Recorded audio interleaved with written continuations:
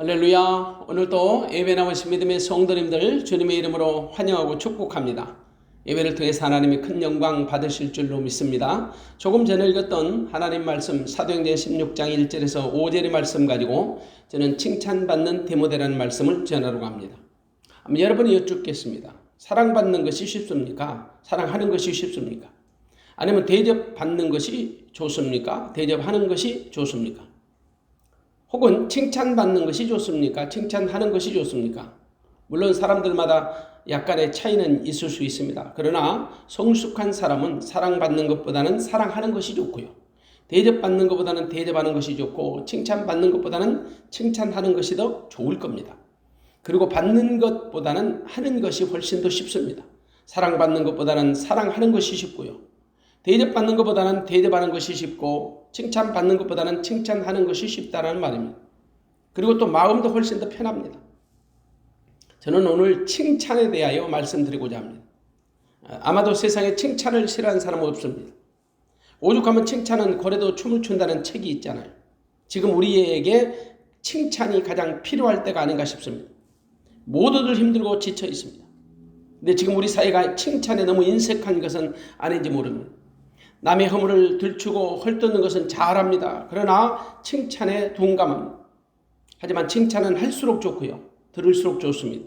칭찬은 너와 나 우리 모두를 기쁘게 하고 삶에 엄청난 시너지 효과를 가져옵니다. 물론 사람의 비율을 맞추기 위해서 억지로 칭찬하는 것은 좋지 않습니다. 마음으로부터 우러나는 진심 어린 칭찬을 해야 합니다.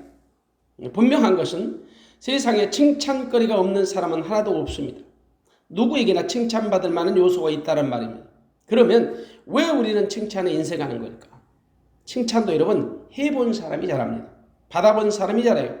칭찬에 인색한 사람은 막상 칭찬하려고 하면 엄청 어색합니다. 그래서 칭찬하기 위해서 선행 조건이 필요하죠. 다른 사람을 칭찬하기 위해서 가장 먼저 필요한 것은 각자의 마음의 태도입니다. 마음에 여유가 있는 사람은 칭찬을 잘해요. 작은 일에도 칭찬을 잘합니다. 왜냐? 유연성이 있잖아요. 유연성을 가진 사람은 사람이나 사물을 볼 때 긍정적인 마인드로 접근한단 말이에요. 그래서 칭찬에 익숙하고 풍성합니다. 근데 매사를 부정적인 마인드로 접근하고 색안경을 끼고 보는 사람들은 칭찬이 너무 인색해요. 그래서 칭찬은 마음가짐에 달려 있다는 거예요. 긍정적인 마음을 가진 사람은 사소한 것이라도 칭찬할 만한 소재를 찾아요. 그리고 즉시 칭찬합니다. 그러나 부정적인 사람들은 비판거리를 찾기에 바빠요. 그들의 눈에는 칭찬거리보다는 비판거리가 훨씬 더 크게 보이죠. 그래서 칭찬은 마음가짐에 달려있다고 제가 말씀드리는 거예요. 칭찬은 절대 미루지 말래요. 즉시 해야 합니다. 칭찬을 미루다 보면 나중에 상황이 완전히 달라져 버린 경우가 많아요. 전에는 칭찬받을 만한 것이었는데 지금은 아닐 수 있어요. 그래서 칭찬은 타이밍이 중요한 겁니다. 다만 우리가 칭찬하기 위해서 이전 것을 억지로 소환할 필요는 없어요. 칭찬을 받는 사람을 당황스럽게 하고 부담을 줄 수 있거든요. 그리고 지나친 칭찬도 삼가야 합니다. 지나친 칭찬은 차라리 안 하는 것보다 못해요. 그래서 칭찬은 훈련이 필요합니다. 사실 칭찬에 인색한 사람들을 보면 마음으로는 칭찬하겠다고 다짐을 합니다. 근데 막상 표현하지 못하는 사람들이 많아요. 아니면은 다음에 칭찬하겠다고 미루는 사람들도 많지. 가까운 사람들끼리는 더욱 그래요. 왜냐? 익숙하기 때문이지. 부부지간에도 칭찬이 훈련되지 않으면 매우 힘듭니다. 아마도 칭찬에 인색한 사람들도 많지만 칭찬을 훈련받지 못해서 아마 하지 못하는 경우도 허다할 겁니다. 그래서 칭찬은 훈련이 필요하다는 말입니다. 칭찬도 습관이니까. 때문에 주변 사람들에게 작은 칭찬이라도 자주 할 줄 알아야 합니다. 칭찬도 자주 하다 보면 체질이 되거든요. 한번 여러분 생각해 보세요. 남을 칭찬하는 것이 좋습니까? 그냥 디스하는 것이 좋습니까? 당연히 칭찬하는 게 좋지요. 사실 우리 주변에 한 번의 칭찬으로 자기 일생이 바뀌었다고 말하는 사람들을요, 어렵지 않게 만나볼 수 있어요. 누군가로부터 받았던 한 번의 칭찬이 한 사람의 운명을 바꾸는 사례들이 의외로 많다는 거죠. 그래서 칭찬은 해서 좋고 들어서 좋은 거예요. 며칠 전에 제가 인터넷 뉴스를 검색하다가 본 기사입니다. 전국 노래자랑 그 사회를 보시던 송혜 선생님이 별세하셨습니다. 그래서 후임 MC를 고르는 작업이 모든 사람들의 초미의 관심사가 됐습니다. 기라성 같은 연예인들이 물망에 다 올랐습니다. 그러나 예상을 뒤엎고 며칠 전에 개그우먼 출신 김신영 씨란 사람이 확정되었습니다. 모두가 깜짝 놀랐죠. 근데 여러분, 김신영 씨가 모 연예 프로그램에 나와서 이런 말을 해요. 자기가 슬럼프를 겪을 때가 있었는데 전유성 교수, 자기를 가르쳤던 그 개그맨 그 전유성 교수님한테 자기는 이제 한물간 사람, 한물간 연예인이라고 푸념을 했답니다. 그랬더니 전유성 씨가 하는 말이 잘 되었다고 하더라고요. 한물이 가고 두물이 가고 세물이 가면 보물이 된다는 것입니다. 여러분 한번 들어보십시오. 한물 가고 두물 가고 세물 가면 보물이 된다. 역시 개그맨다운 말이었지만 김신영 씨는 지금도 그 말을 잊지 못한다고 했습니다. 그녀에게 큰 위로가 되었던 거지. 그 말은 그녀를 칭찬하는 말이었던 거예요. 만일 김신영 씨에게 부정적인 말을 했다면 어떠했을까요? 지금 30대 중반의 김신영 씨, 그는 가문의 영광이라고 좋아했습니다. 이것이 바로 칭찬의 힘입니다. 사실 여러분, 칭찬하는 사람과 칭찬하지 못하는 사람의 차이는요, 그다지 크지 않습니다. 생각만 바꾸면 얼마든지 칭찬할 수 있지요. 마음만 바꾸면 칭찬의 은혜가 막 쏟아집니다. 때문에 칭찬하지 못하는 것은 상대방에 달린 것이 아니라 나에게 달린 거예요. 그래서 칭찬하기 원한다면 내 생각과 마음을 바꿔야 합니다. 내 생각과 마음을 키워야 합니다. 내 생각과 마음을 내려놔야 합니다. 그리고 주님이 주신 마음으로, 주님이 주신 생각으로 우리가 갖게 되면 실제적으로 그 마음 속에서 칭찬이 유발되는 것입니다. 왜냐? 주님의 마음은 온유하고 겸손한 마음이고 칭찬에 익숙한 마음이거든요.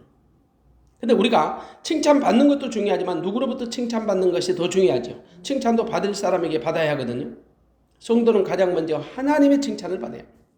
그리고 사람들로부터도 칭찬을 받아야 해요. 근데 하나님으로부터 칭찬을 못하면서 칭찬받지 않은데 주변 사람들로부터 칭찬받는 사람들 상당히 많아요. 잘 생각해 봐야 합니다. 하나님을 기쁘시게 하라, 사람을 기쁘게 하라. 성도는 반드시 하나님으로부터 칭찬을 받아야 합니다.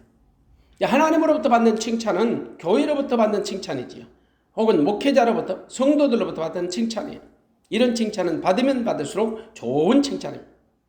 오늘 본문은 사도 바울이 2차 전도여행 때 이야기입니다. 바울은 바나바와 함께 1차 전도여행을 성공리에 마쳤습니다. 그리고 2차 전도여행을 준비하면서 의견이 충돌합니다. 바울과 바나바가 마가 요한의 문제로 크게 다툰 거예요. 1차 전도여행 때 마가 요한을 데려갔는데 마가 요한이가 버가라는 지역에서 예루살렘으로 돌아가 버렸어요. 그래서 바울은 2차 전도여행은 마가를 데려가지 말자 하고 바나바는 데려가자고 주장하다가 결국 갈라서게 된 겁니다. 1차 여행에 파트너였던 바나바가 실라로 바뀐 거지. 결국 선교팀이 두 개로 쪼개 됩니다. 우리가 좋게 생각하면 합력하여 선을 주신 하나님이 선교팀을 한 개에서 두 개로 나눠주신 거지요. 그래서 바나바는 마가를 데리고 구브로로 떠나고 바울은 실라와 함께 수리기아 길리기아 지역으로 떠난 겁니다. 그런데 우리가 여기서 눈여겨볼 것이 있습니다. 바나바는 전도 여행지를 구브로로 택했어요. 바울은 길리기아를 택했지요. 구브로는 어디냐? 바나바의 고향이에요. 길리기아는 다소 출신 바울의 고향이지요. 이른바 둘 다 자기들이 태어난 지역을 먼저 전도 선택지로 정한 것입니다. 이는 아주 탁월한 지혜로운 전도법이라고 생각합니다. 전혀 생소한 지역보다는 지리적으로 익숙한 지역, 친숙한 지역이 복음을 전하기에 유리할 수 있기 때문이지요. 물론 자기가 태어난 고향에 복음을 전하는 것이 그다지 쉬운 것은 아닙니다.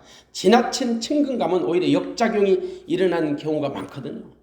하지만 자기 동족을 누구보다 사랑하는 전도자들의 마음으로 볼 때 친숙한 사람들에게 복음을 먼저 전하고 싶었던 겁니다. 하지만 그런 생각을 굳이 안 할지라도 성경에는 복음의 유통 경로가 있습니다. 사도행전 1장 8절에 보면 성령이 너희에게 임하시면 너희가 권능을 받고 예루살렘과 온 유대와 사마리아 땅 끝까지 이르러 내 증인되리라 하시니라. 이 복음의 유통 경로는 마치 물결의 파장과 같습니다. 여러분, 바울은 바나바와 헤어진 다음에 마음이 무척 아팠을 겁니다. 그래도 그가 낙심하거나 실망하지 않았습니다. 인간적인 아픔과 속상함은 있었을지 몰라도 자기에게 맡겨주신 하나님의 사명, 복음을 위한 사역이 중단될 수 없기 때문이죠.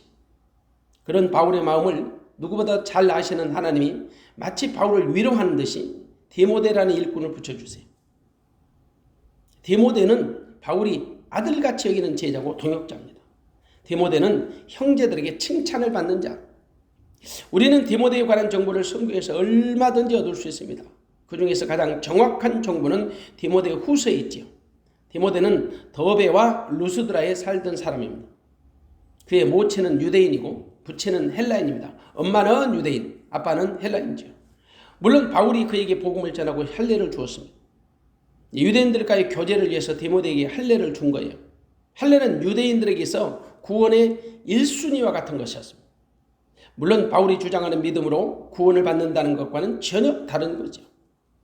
그래서 바울이 전하는 복음과 유대인들이 주장하는 그 구원의 조건은 충돌할 수밖에 없었던 겁니다. 이른바 복음과 율법의 충돌이에요.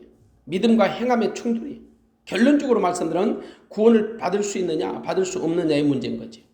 이것은 단순히 신학적인 논쟁이 아닙니다. 종교적 분쟁도 아닙니다.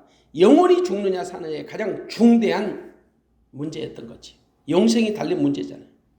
그래서 바울은 유대인들이 목숨을 걸고 주장하는 그들만의 구원의 조건, 이른바 할례의 문제를 이슈화시킨 거예요. 당시 유대인들은 이방인들이 모세의 법대로 할례를 받지 않으면 구원받을 수 없다고 주장했어요. 그러나 바울은 이방인이라도 은혜로 믿음으로 구원받는다고 가르쳤죠. 그 문제는 결국 예루살렘 총회에서 다뤄지게 됐습니다. 사도행전 15장의 스토리. 결국 예루살렘 총회는 이방인들도 예수를 그리스도로 믿기만 하면 구원받는다고 가결했습니다. 근데 바울은 디모데에게 할례를 했습니다. 얼핏 보면 앞뒤가 맞지 않은 행동 같지만 절대 그렇지 않습니다. 바울이 디모데에게 할례를 행한 것은 유대인들과의 친교, 교제를 위해서 그렇습니다. 유대인들에게 할례나 무할례가 아무것도 아니라는 것을 가르쳐주고 싶었던 거지. 갈라디아서 6장 15절에 할례나 무할례가 아무것도 아니로되 오직 새로 지으심을 받은 자뿐이니라. 할례나 무할례가 아무것도 아니래. 유대인들에게 할례나 무할례가 아무것도 아니라는 것을 보여주기 위해서 디모데에게 할례를 직접 행한 거예요. 한마디로 할례 받을 수도 있고 안 받을 수도 있다라는 거죠. 결코 할례가 구원의 조건이 될 수 없다라는 거죠. 다만 할례 받은 유대인들과의 그 동질성을 위해서 할례를 행한 것이에요. 사실 본질이 아닌 것을 가지고 고집 부릴 필요는 없잖아요. 근데 많은 성도들이 본질이 아닌 것을 가지고 싸웁니다. 본질적인 것을 위해서는 양보하고 침묵하다가 본질이 아닌 것을 가지고는 목숨을 걸고 싸워요. 어쩌면 우리 믿음은 본질과 비본질의 싸움이라고 말할 수 있습니다. 바울이 디모데에게 할례를 행한 것은 구원의 조건이 아닙니다. 복음을 위한 조건이었던 것입니다. 바울은 유대인들을 얻기 위해서 디모데에게 할례를 행한 겁니다. 그리고 바울은 디모데를 전도행에 참여시켰습니다. 과연 디모데는 어떤 사람이었을까? 디모데는 칭찬받는 사람이었다. 오늘 16장 2절을 보니까 디모데는 루스드라와 이고니온에 있는 형제들에게 칭찬받는 자니. 이는 디모데의 인격을 한마디로 설명해 주는 겁니다. 그는 누구에게 칭찬을 받았습니까? 예수 믿는 형제들에게 칭찬을 받았다. 그러면 그가 어디서 칭찬을 받았다고 했습니까? 루스드라와 이고니온에서 칭찬을 받았다. 루스드라와 이고니아는 거리상으로 약 한 30km 정도 떨어진 곳입니다. 30km. 이것은 디모데의 칭찬이 두루두루 퍼져 있었다는 증거입니다. 당시 교통이나 정보통신이 발달되지 않은 상황인 것을 감안할 때 아주 먼 곳까지 30km까지 디모데의 칭찬이 자자했다는 것은 그의 인격이나 그의 성품을 대변해 주는 말이에요. 물론 바울도 수없는 곳에서 디모데를 칭찬합니다. 바울의 칭찬은 예수 그리스도의 칭찬과 같은 거지요. 대표적으로 디모데를 향한 바울의 칭찬은 바울 서신에 자주 등장합니다. 바울은 고린도 교회에 보내는 두 번째 편지, 이른바 고린도 후서에서 자신의 이름만 쓰는 것이 아니라 디모데의 이름을 함께 기록해 줬습니다. 고린도후서 1장 1절에 보니까 하나님의 뜻으로 말미암아 그리스도 예수의 사도된 바울과 및 형제 디모데는 고린도에 있는 하나님의 교회와 또 온 아가에 있는 모든 소용도에게 편지하노니. 실제로 이 편지는 바울이 직접 쓴 편지입니다. 그런데도 불구하고 디모데의 이름을 함께 거론해 주는 거예요.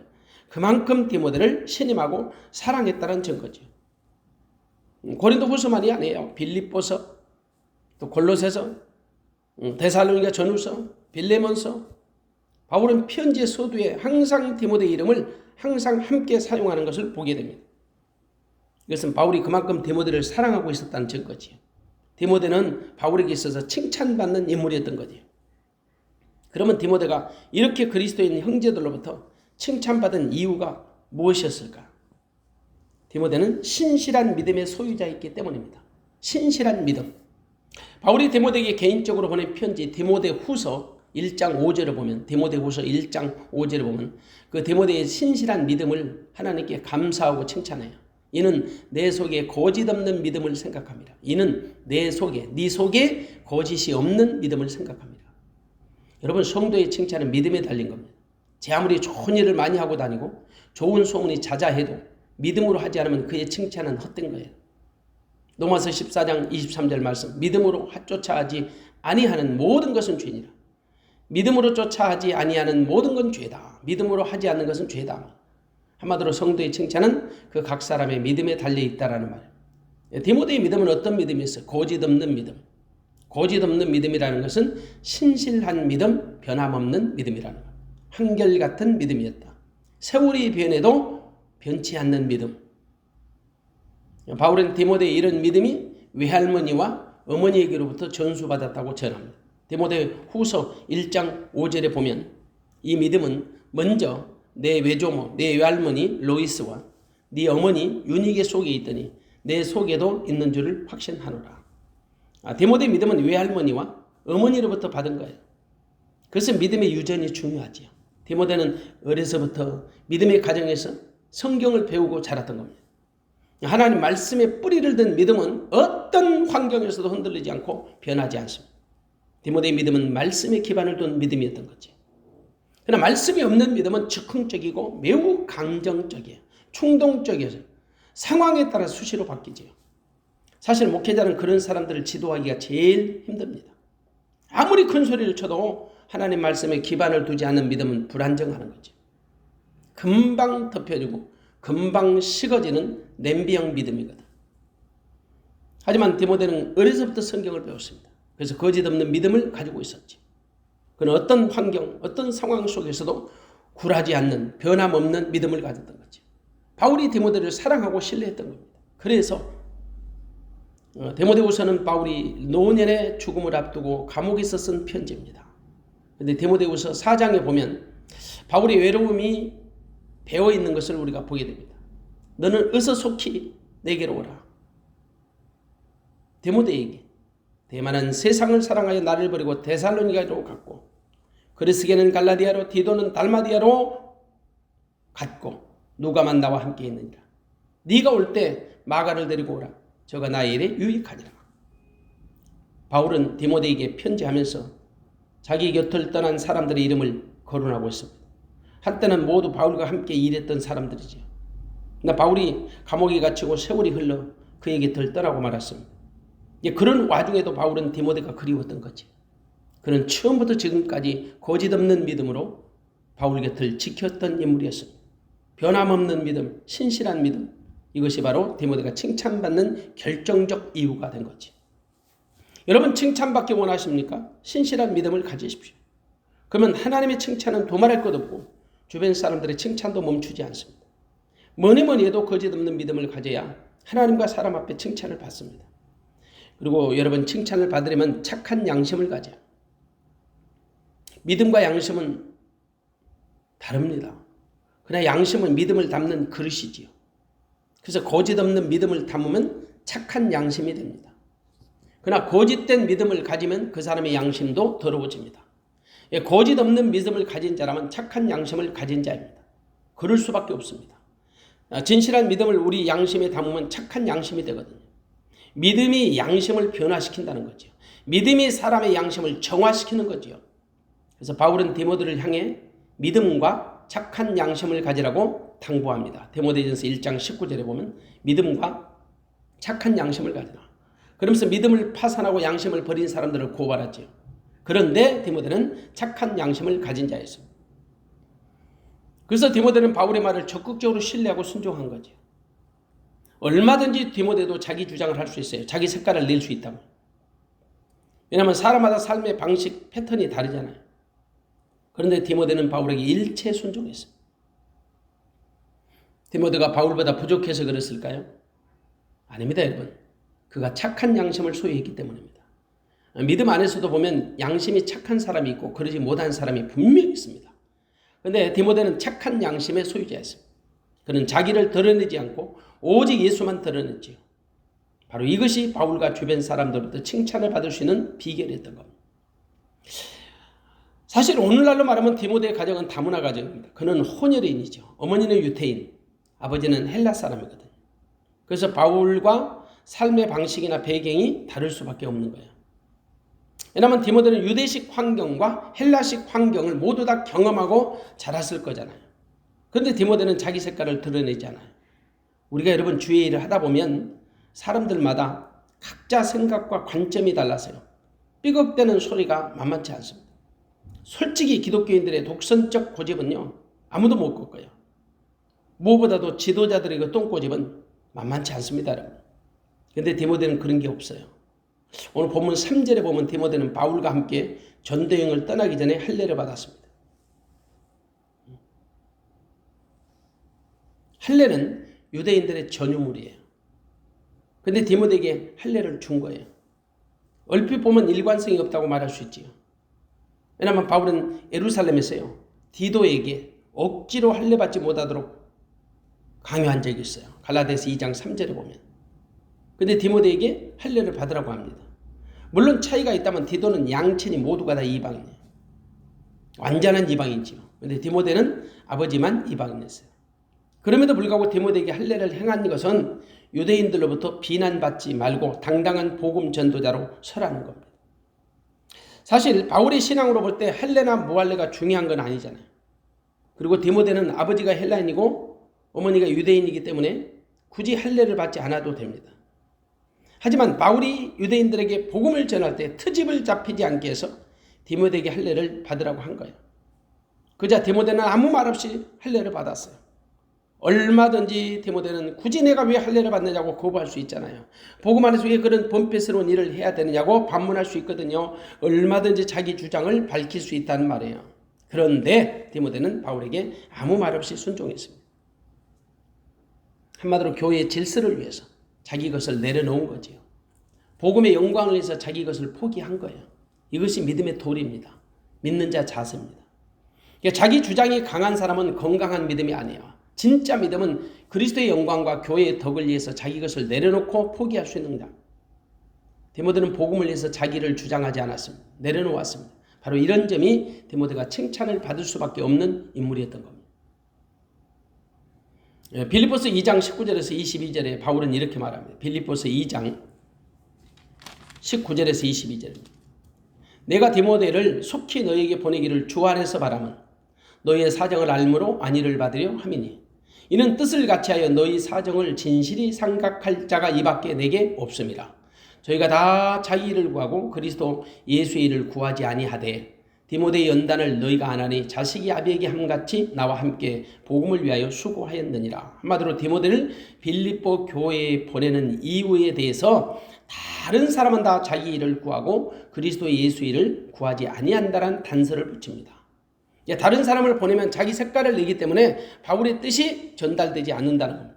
다른 사람을 보내면 예수 색깔이 드러나지 않는다는 겁니다. 그러나 디모데는 전혀 자기 소리를 내지 않고 바울의 마음을 그대로 전달할 사람이라는 겁니다. 그래서 디모데를 보낼 수밖에 없다는 거죠. 오늘 여러분 많은 주의 종들이 지나치게 자기 소리를 내기 때문에 오히려 성경 말씀이 작아집니다. 그리고 왜곡이 됩니다. 주님은 없습니다. 자기만 있습니다. 지나치게 자기 주장을 내세우기 때문에 말씀을 전하는 강단에 하나님의 말씀이 사라졌습니다. 윤리나 도덕을 가르치는 인문학이 인기를 끌고 있습니다. 우리는 디모데처럼 자기 주장을 내려놓고 주님만 나타내야 합니다. 나와 세상은 광고 듣고 구속한 주님만 보여야 합니다. 제발 교회 안에서 자기 주장이나 그 소리를 지나치게 확대시켜서 주님의 마음을 아프게 하지 마시기 바랍니다. 비록 내 주장이 맞을지라도 겸손하게 자기를 내려놓으면 눈 밝으신 하나님, 귀 밝으신 하나님, 전능하신 아버지께서 분명히 기억해 주실 겁니다. 그것은 우리 힘으로 되지 않습니다. 우리 안에 나로 하여금 그렇게 하시는 주님의 능력으로 가능한 거죠. 그러므로 우리는 주님만 바라봐야 합니다. 그 주님은 지금 내 안에 나와 함께 계십니다. 지금 내 안에 나를 성전 삼고 나와 함께 하시는 주님의 마음과 생각으로 우리는 살아야 합니다. 그러면 내 안에서 나로 하여금 그 일을 감당할 수 있도록 이끌어 주십니다. 고린도전서 4장 17절에 보면 바울은 디모데를 내 사랑하는 신실한 아들이라고 불렀습니다. 바울이 복음을 전한 일에 자기와 함께 있다는 이유 때문에 아무에게나 아들이라고 말하지는 않습니다. 그러나 바울이 디모데에게 아들이라고, 내 사랑하고 신실한 아들이라고 불렀던 것은 그만큼 디모데에 대한 각별한 애정과 사랑과 믿음이 있었기 때문이지. 무엇보다 디모데를 신뢰하기 때문에 고린도 교회에 보낼 수 있었던 거지. 당시 고린도 교회는 문제가 참 많은 교회였어요. 그러나 바울이 가르쳐지는 아니었어요. 어쩔 수 없이 바울은 고린도 교회의 문제를 해결하기 위해 자기를 대신하여 갈 만한 사람을 보낸 겁니다. 그가 바로 디모데였습니다. 디모데가 가면 그것은 곧 바울이 간 것과 같기 때문이죠. 디모데는 자기 색깔을 나타내지 않고 온전히 바울의 색깔을 드러낼 수 있는 최적의 인물이었던 거지. 이런 디모데의 믿음과 성품이 칭찬을 받을 수밖에 없는 것입니다. 분명히 말하지만 우리 주변에 비난받는 그리스도인보다는 칭찬받는 그리스도인들이 훨씬 더 많습니다. 비록 소수의 비난받는 사람들로 인해 다수의 그리스도인들이 비난을 받고 있을 뿐이지요. 어물전망식은 꼴뚜기 한 마리가 시키는 겁니다. 미꾸라지 한 마리가 우물을 흐리게 하는 것입니다. 때문에 세상에 비난받는 소리에 과도하게 민감할 필요는 없습니다. 그렇다고 무시할 수도 없습니다. 여러분, 칭찬받으려면 먼저 칭찬하는 자가 되어야 합니다. 칭찬은 들어서도 좋고 해서 좋습니다. 다만 칭찬받기 위해서는 먼저 칭찬하는 자가 되어야 합니다. 칭찬받는 것도 좋지만 칭찬하는 것은 더 좋습니다. 여러분 생각해 보십시오. 칭찬받는 것이 쉬워요? 칭찬하는 것이 쉬워요? 두말할 거 없어요. 칭찬하기가 더 쉽습니다. 쉬운 것부터 하시면 돼요. 성도는 반드시 하나님부터 칭찬을 받아야 하지요. 그러면 사람들로부터도 칭찬을 받게 되는 거예요. 사실 하나님께로부터 칭찬받을 만한 믿음이 아니기 때문에 사람들로부터도 외면을 당하는 거죠. 그러므로 성도는 사람들로부터도 칭찬을 받아야 합니다. 칭찬받는 일이 쑥스러운 일이 아니에요. 부끄러운 일도 아니고요. 부담스럽지도 않습니다. 성도는 마땅히 사람들로부터도 칭찬을 받아야 합니다. 먼저 교회 안에 있는 믿음의 성도들로부터 칭찬을 받아야 합니다. 그리고 교회 밖에 있는 사람들로부터도 칭찬을 받아야 합니다. 그런데 우리 중에 어떤 사람은 교회 안에서는 칭찬이 자자한데 교회 밖에 있는 사람들로부터 평판이 좋지 않은 사람들이 있어요. 반대로 교회 밖에서는 칭찬이 자자한데 교회 안에서 성도들끼리는 평판이 좋지 않은 사람들도 있습니다. 둘 다 문제입니다. 이런 사람들은 자신의 믿음이 혹시 이중적 믿음이 아닌지를 돌아볼 필요가 있는 거죠. 물론 교회 밖에 있는 사람들의 시선이 정확하지는 않습니다. 그럼에도 불구하고 우리는 그분들의 평가를 무시하면 안 되죠. 우리는 마땅히 교회 밖에 있는 사람들로부터도 칭찬을 받아야 합니다. 그래야 전도 문이 열려요. 복음의 문이 열리는 겁니다. 초대교회 지도자들은 하나님께로부터 칭찬을 받는 것은 물론이고 사람들로부터도 칭찬을 듣는 사람이어야 했습니다. 조건이. 물론 교회 안팎에 있는 모든 사람들로부터. 그래서 디모데전서 3장 7절에 보면 지도자의 그 덕목이 나오는데 또한 외인에게서도 선한 증거를 얻은 자라야 할지니 외인에게서도 선한 증거를 얻은 자야 할지니 라고 말씀합니다. 여기서 외인이라고 하는 것은 교회 밖에 있는 사람들을 얘기합니다. 선한 증거를 얻은 자라는 것인 바로 좋은 평판을 얻은 자라는 거지요. 교회 밖의 사람들로부터도 칭찬을 받는 그런 사람이어야 한다는 거예요. 그래서 그리스도인은 이웃들로부터도 좋은 칭찬을 받아야 합니다. 학생은 학교에서, 직장인은 직장에서, 혹은 이웃에게 마땅히 칭찬을 받아야 하는 거지. 초대교회 최초로 7명의 집사를 뽑았습니다. 그들의 중요한 기준이, 필수적 기준이 어떤 것인지 아십니까? 칭찬받는 겁니다. 사도행전 6장 3절에 보니까 형제들아 너희 가운데서 성령과 지혜가 충만하여 칭찬 듣는 사람 7을 택하라. 우리가 이 일을 저에게 맡기고 칭찬 듣는 사람 7을 택하라. 초대 예루살렘 교회는 칭찬받는 교회였어요. 자기들만의 칭찬이 아니에요. 자화자찬이 아니에요. 주변 사람들로부터도 칭찬을 받은 거죠. 그래서 교회는 지역에서도 좋은 평판을 받아야 합니다. 지역 사람들로부터 칭찬을 받아야 한다는 거예요. 사도행전 2장 46절 47절 날마다 마음을 같이하여 성전에 모이기를 힘쓰고 집에서 떡을 떼며 기쁨과 순전한 마음으로 음식을 먹고 하나님을 찬미하며 또 온 백성에게 칭송을 받으니 칭찬을 받으니 주께서 구원받는 사람은 날마다 더하게 하시니라. 이것이 예루살렘 교회의 부흥의 비결입니다. 바로 건강한 교회 모델인 거지요. 예루살렘 교회에는 성도들은 두 가지 모임을 중요시 여겼습니다. 하나는 성전 모임이고 또 하나는 가정 모임입니다. 성전에서 모여서 그들은 하나님을 예배했습니다. 그리고 가정에서 모여 함께 음식을 먹으며 믿음의 교제를 나눴던 거지. 그랬더니 어떻게 됐습니까? 교회 밖에 사람들에게 칭찬을 받은 거예요. 그래서 날마다 믿는 자의 수가 많아져서 교회가 부흥하게 된 거지. 또한 최초의 이방인 교회라고 불렀던 안디옥 교회, 그 교회도 칭찬이 자자했지요. 그곳에서 최초로 그리스도인이라는 별칭을 부여받게 됩니다. 이른바 초대교회들은 모든 사람들로부터 칭찬을 받았습니다. 당연히 하나님부터 칭찬받고요. 그러나 요즘은 어떻습니까? 교회에 실망한 사람들이 너무 많잖아요. 많은 사람들이 교회를 떠나갑니다. 그래서 참 웃지 못할 신조어가 생겨났지요. 가나안 성도, 안나가 성도입니다. 그들에게 교회를 떠나는 이유를 물어보면 기독교 교리가 나쁘다거나 목사의 설교가 잘못되어 떠나는 경우는 그다지 많지 않습니다. 더욱이 예수님이 싫어서 떠나는 사람은 거의 없습니다. 대부분 그들이 교회를 등지는 이유, 교회를 떠나는 이유는 사람들에게 실망한 거예요. 먼저 믿은 그리스도인들에게 실족한 거예요. 물론 그리스도인들이 천사는 아니에요. 하지만 예수님은 그리스도인 된 우리가 착한 행실로 하나님께 영광을 돌리기를 원하시는 거지. 요즘 많은 사람들이 쉽게 얘기합니다. 교회가 위기라고. 맞아요. 위기입니다. 그런데 교회는 항상 위기였어요. 지금이 위기인 것은 맞지만 지금만 위기인 건 아니에요.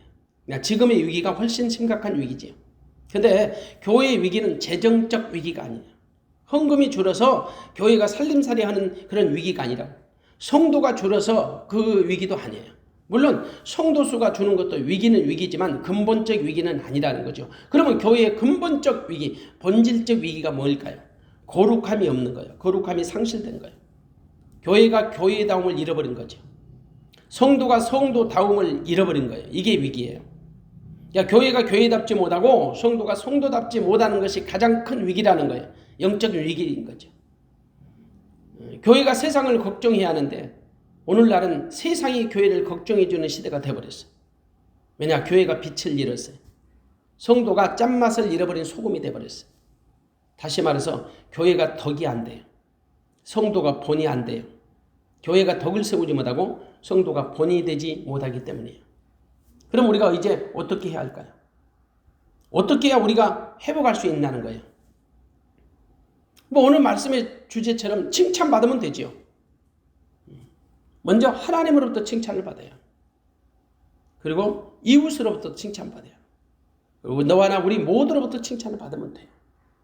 어떻게 하면 우리가 칭찬을 받을 수 있을까요? 무엇보다도 교회가 어떻게 해야 칭찬을 받을 수 있냐는 거지요.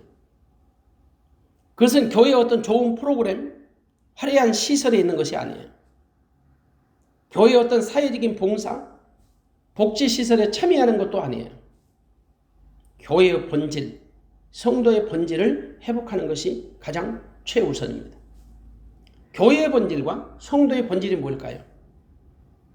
하나님의 뜻을 깨닫고 하나님의 뜻대로 되어지는 거예요. 하나님을 전적으로 신뢰하는 믿음을 교회의 본질이라고 말할 수 있는 거예요. 교회가 하나님을 믿어야죠. 성도도 하나님을 믿는 전적으로 신뢰하는 믿음에 바로 서야 하는 거죠. 오직 예수 그리스도 안에 있는 믿음으로 회복되는 것, 교회와 성도의 본질이 되어야 합니다. 바로 그 믿음은 예수를 구주로 삼고 그분 안에 사는 거예요. 다시 말합니다. 새 언약이 중보자이신 예수 그리스도 안에 사는 믿음을 회복하는 겁니다. 이른바 새 언약의 바탕에 세워진 교회, 새 언약의 복음을 믿는 성도가 되어야 한다는 거죠. 그렇다면 과연 내 안에 예수 그리스도가 계시는지를 점검해 봐요. 그래서 내가 진짜 그리스도의 성전이 된 것을 우리가 확신해야 합니다. 만일 믿음을 가졌다고 하는데 내 안에 그리스도가 계시다는 사실을 믿지 못한다면 우리는 그리스도의 사람이 아닙니다. 우리가 잘 아는 고린도후서 13장 5절의 말씀을 다시 한번 기억합니다. 너희가 믿음에 있는가? 너희 자신을 시험하고 너희 자신을 확증하라. 예수 그리스도께서 너희 안에 계신 줄을 너희가 스스로 알지 못하느냐? 그렇지 않으면 너희가 버리운 자니라. 참 충격적 말씀이지요.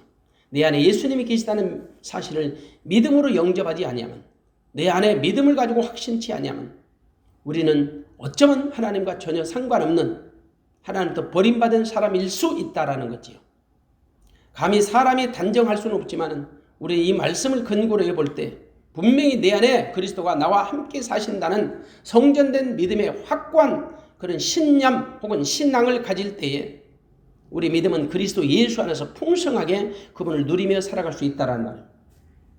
내가 분명히 예수 그리스도의 성전 되심을 믿고 주님의 성전의 머리가 되셔서 나는 그분의 지체가 되고 그분이 주시는 마음과 생각으로 사는 믿음을 가질 때 나는 그리스도의 사람이 된 것이다. 한마디로 내 안에 나는 없고 그리스도께서 사신 바 되어야 합니다. 나는 그리스도 안에 죽고 내 안에 그리스도가 사신 것이 되어야 합니다. 그럴 때 우리가 칭찬받는 그리스도인으로 살아가게 되는 것입니다. 하나님으로부터 칭찬받고 세상 모든 사람들로부터 칭찬받는 그리스도인이 되는 것입니다. 그것이 하나님의 목적이 되고 하나님의 비전이 되는 것입니다. 바로 그것이 하나님의 기쁨이 되고 하나님께 영광이 되는 것입니다. 사랑하는 성도 여러분, 우리 모두 칭찬받는 그리스도인으로 회복되어지시기를 주님의 이름으로 축원합니다. 이제 이번 주가 추석 명절입니다. 우리 주변의 일가와 친척과 많은 지인들을 만나게 될 때 그분들로부터 우리가 칭찬받는 그리스도인, 그래서 그것이 우리의 복음의 간증이 되고 복음의 영향력을 끼칠 수 있는 믿음의 성도, 믿음의 시간이 되어주시길 주님의 이름으로 축복합니다. 기도하겠습니다.